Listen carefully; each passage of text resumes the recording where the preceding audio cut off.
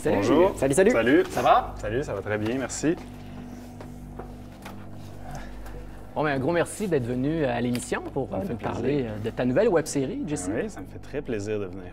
Avant d'en parler de la web-série Exode, j'aimerais ça que tu nous parles de ton parcours. Oui. Parce que, bon, tu es réalisateur de courts-métrages, tu as aussi travaillé dans le domaine du jeu vidéo, des effets spéciaux. Donc, juste nous parler un petit peu, pour résumer ton parcours, en fait. En fait, comme tu dis, moi, j'ai étudié en cinéma, mais je me décrirais surtout comme un réalisateur de jeux vidéo parce que j'ai fait ça dans ma carrière. En fait, j'ai travaillé 15 ans en jeux vidéo. Surtout de la réalisation de cinématiques, de jeux vidéo, des jeux comme Les cinématiques, en fait, c'est comme un peu les séquences animées qui sont entre les sessions de jeu. En fait. Exactement, c'est ça. Ce qui sert à raconter l'histoire avec un médium très similaire au cinéma. En fait. La différence, c'est qu'au début de ma carrière, c'est de l'animation. Maintenant, c'est du motion capture, mais ça reste très similaire au niveau des plans de caméra, etc. Puis là, actuellement, tu es directeur artistique de Kino. Oui. Donc, tu peux-tu nous expliquer c'est quoi Kino? Il y a des gens qui ne connaissent pas l'organisme. En fait, Kino, c'est un organisme, je dirais pas culturel, mais c'est un organisme de cinéma qui supporte les réalisateurs émergents au Québec, plus précisément à Montréal, puis qui offre ce qu'on pourrait appeler un écran libre, en fait. Donc, à chaque mois, les gens peuvent venir présenter des films dans un théâtre, en fait, avec un écran de cinéma, projection HD, etc., puis avec un public qui va venir regarder ces films-là.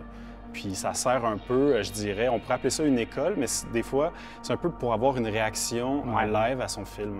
Mais ça crée une synergie aussi, ça te permet de rencontrer des gens, des cinéastes ou des acteurs, donc ça permet de forger des équipes pour de futurs projets. Ben oui, en fait, je dirais que la majorité de mon équipe de ma web-série a été faite à travers mes rencontres que j'ai faites à Kino, parce que c'est aussi une communauté, donc en projetant des films, les gens voient tes films, d'autres gens qui ont aussi des intérêts au cinéma, puis après ça, ils se disent, ben moi j'aime ce que tu fais, j'ai envie de participer à ça, j'ai envie de travailler mon art à travers ton art, puis tout ça, puis faisons des films ensemble, puis ça fait toutes sortes de beaux bijoux qui se ramassent partout dans tous les festivals, etc.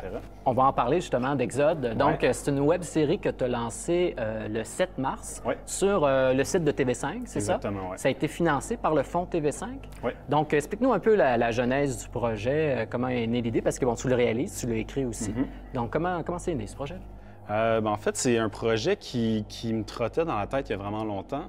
Puis tu parlais de Kino. Au début, pour moi, c'était venu un peu comme un film que je voulais produire à Kino, en fait, un court-métrage. Puis la genèse, c'était, j'ai juste eu un flash où est-ce que ça serait intéressant de passer un moment, en fait, un court-métrage avec quelqu'un qui est pris à l'intérieur d'un genre de nacelle d'urgence qui a été éjecté d'un vaisseau spatial. Puis je me disais, il y a quelque chose de le fun avec ça. Puis en même temps... C'est un huis clos, justement, qui est très exigu, là. Ouais, il est vraiment pris dans une petite nacelle de secours, justement, tu disais. Ça.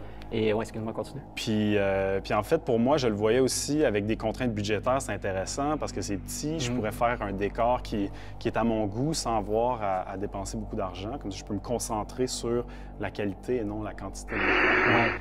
Puis ça a commencé comme ça, puis ça a été mis de côté à travers différents projets, le travail, tout ça, puis je le gardais. Puis ça faisait une couple de fois que je voyais le fonds TV5 passer. À chaque année, ils font un appel de projet. Puis l'année dernière, je me suis dit, je devrais soumettre, en fait... C'est quoi les critères? C'est de faire une web-série qui a une certaine durée maximum, c'est ça? Il y a comme...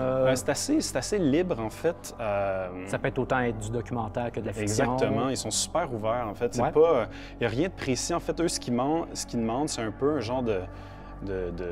Tu remplis un formulaire qui est assez léger pour la première fois, qui explique un peu ton idée, tes synopsis, qu'est-ce que ça va être en gros. Puis ils font comme un tri, puis après ça, au deuxième volet, après ça, ils demandent des scénarios, puis après ça, un plus gros budget, etc. Mais les budgets sont quand même étriqués, là, le fonds TV5. Donc, tu n'avais pas peur de te lancer dans un projet d'une demi-heure de science-fiction avec si peu d'argent ou au contraire, c'était un beau défi? Bien, c'est sûr que ça fait peur, mais en même temps, moi, j'ai tendance à me dire... on va voir quand on va arriver là, en fait. Fait que je soumets, puis je vois que ça donne, puis une fois que j'arrive, puis si je sens un intérêt, là, on en regarde. C'est ça qui est le fun avec les différents volets de la soumission, en fait, c'est que je suis arrivé à un volet où est-ce qu'il y avait une importance sur le budget. Puis là, c'était le temps de regarder la faisabilité, puis il y avait la possibilité pour moi aussi de me retirer à ce moment-là. Puis quand on a regardé les chiffres, moi et ma productrice, on s'est dit, on pense que ça se fait. Puis tu as eu toute une brochette d'acteurs aussi pour pouvoir le faire. Comment tu as réussi à rassembler tout ce beau monde? Oui, parce que il y a Emmanuel Bilodeau, entre autres, il y a aussi Geneviève Rochette. Et Jean-François Casabonne, quand Exactement, même. Oui, je pense trois très, très bons comédiens, comédiennes, des gens de talent qui, à première vue, tu pourrais te dire pourquoi est-ce qu'ils s'intéresseraient à une série de science-fiction low budget. C'est difficile de se mettre dans leur peau et de savoir pourquoi ils ont accepté, mais moi, je pense que le scénario comment les a vraiment approchés? intéressés. Comment t'es approché? Qu'est-ce que tu leur as dit au téléphone quand tu les as appelés? Oui, on veut connaître tes trucs! Mais c'est très géré par les agents, puis de manière très traditionnelle. En fait, ce qu'on a fait, c'est qu'on a contacté les agents. Nous, on avait une liste de comédiens qui nous intéressaient, puis ça donnait, par exemple, qu'Emmanuel Bilodeau, c'était notre premier choix pour le personnage principal. Puis on a contacté son agent, puis on lui a dit, bon, on a une web-série de science-fiction, voici les thèmes avec un court synopsis, puis on leur a envoyé les 2 scénarios qui avaient été donnés à TV5. OK. Donc c'est pas des gens avec qui tu avais déjà travaillé? Pas du tout, je ne connaissais pas. Chez Emmanuel Bilodeau, il est quand même proche de certaines personnes à Kino, mais moi, je ne l'avais jamais rencontré, mais il a su que j'étais directeur artistique de Kino, donc ça l'a peut-être aidé en même temps, mais il y avait pas on n'a pas appelé en disant je fais partie de Kino, puis on fait un film. Fait que c'était vraiment traditionnel, puis je pense qu'il a lu les textes, puis il a dit oui, ça m'intéresse, puis je l'ai rencontré. On s'est parlé un peu de la philosophie derrière les textes, c'était quoi ma vision derrière le texte, puis je pense que ça allait résonner, en fait. Puis autant avec les autres comédiens, c'était la même philosophie. C'est une belle, un beau défi pour un acteur aussi. Oui, on est sur lui. Hein. On ne dira pas l'intrigue en tant que telle, mais je veux dire, on est sur lui, puis aussi les émotions par lesquelles il passe, c'est vraiment très riche. À part les acteurs, au niveau de ton équipe, tu as le matos qui font la musique. Ouais. Le matos, qui font la musique, qui ont fait la musique, entre autres, aussi pour Turbo Kid. On les connaît pour ça, entre autres. Il y a aussi Jean-Philippe Bernier, que je crois qui est dans le groupe Le Matos, aussi, mais qui fait ta direction photo, qui était aussi celui qui faisait la direction photo sur Turbo Kid. Justement, ta web-série a été produite sous l'étiquette ou sur le nom de production Les Enfants Terribles, qui réunit justement ceux que je viens de nommer, toi et d'autres, entre autres aussi les réalisateurs du RKSS de Turbo Kid. Donc, c'est qui ça, Les Enfants Terribles? Bien, en fait, Les Enfants Terribles, la manière que nous, on le définit, c'est, on se dit un crew ou un collectif. On n'est pas une maison de prod, on produit rien. En fait, ce qu'on est, c'est un rassemblement d'artistes, soit en musique, en cinéma, qui trippent un peu sur le même genre de film, qui je dirais un cinéma nostalgique, puis sous toutes ses formes, en fait, pas juste la science-fiction, parce que là, ça donne que Turbo Kid et Exode, c'est de la science-fiction. Oui, mais il y a Arabal qui font partie. Exactement. Donc lui, c'est plus du punk, disons. Oui, c'est ça, un petit punk, un petit côté trash, québécois des années 60 là-dedans. Donc c'est tout ce côté-là, un retour au passé, mais qui vit dans le présent.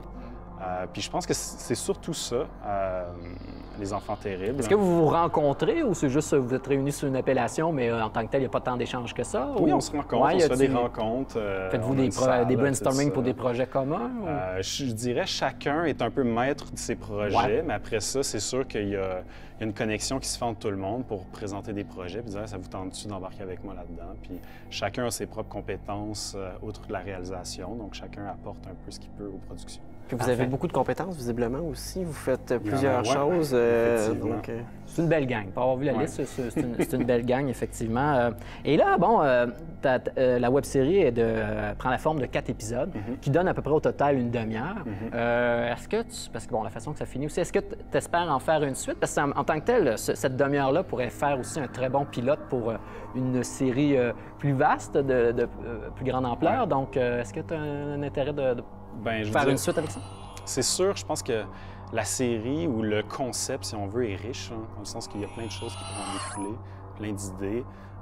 Moi, c'est sûr que j'aimerais faire une suite. Dans ma tête, le personnage, puis tout ça, il y a des choses qui peuvent se passer après. Après ça, j'ai pas écrit une suite, mais c'est sûr que j'aimerais ça. Je pense que c'est un univers que j'aime, ce genre de science-fiction-là un peu sale.